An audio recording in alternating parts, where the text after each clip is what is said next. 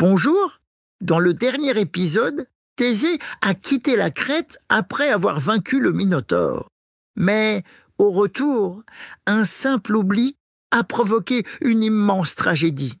La voile noire, hissée par erreur au lieu de la blanche, a fait croire à son père, le roi Égée, qu'il était mort. Égée s'est jeté dans la mer par tristesse.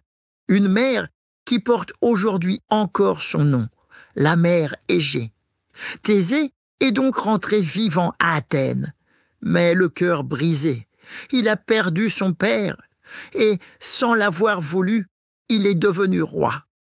Aujourd'hui, je vais te raconter comment Thésée a gouverné la ville et surtout comment il a changé le destin d'un peuple.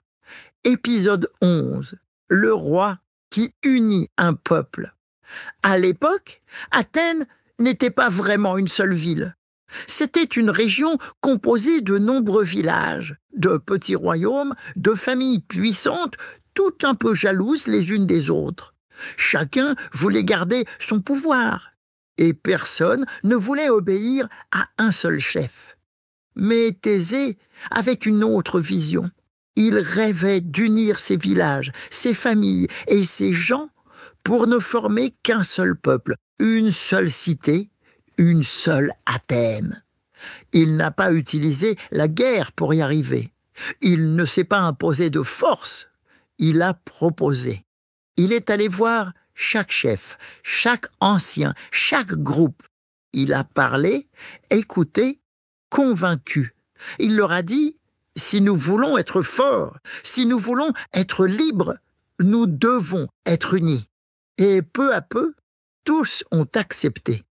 C'est ainsi que Thésée a fondé l'asinoécisme, un mot grec qui signifie l'union des maisons. C'est à ce moment-là qu'Athènes est devenue une seule cité, avec un seul gouvernement, un seul centre et un seul cœur. Et pour célébrer cette nouvelle unité, Thésée a créé une fête, les Panathénées, où tout le peuple d'Athènes se réunissait chaque année pour chanter, défiler, faire des jeux et honorer la déesse Athéna, protectrice de la ville.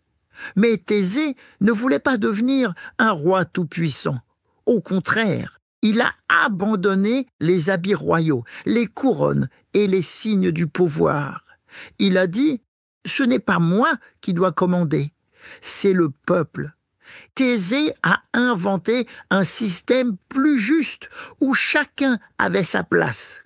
Une sorte de premier pas vers ce qui, plus tard, deviendra la démocratie.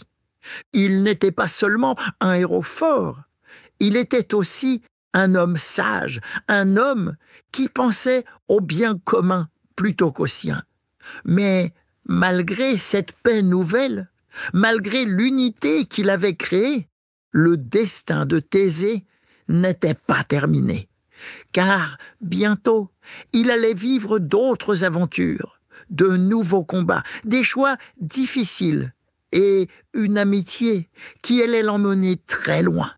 Dans le prochain épisode, tu découvriras comment Thésée rencontre Pirithos, un autre roi aussi courageux que téméraire, et comment ensemble ils iront affronter les redoutables Amazones. Alors, abonne-toi vite pour ne rien rater de son histoire.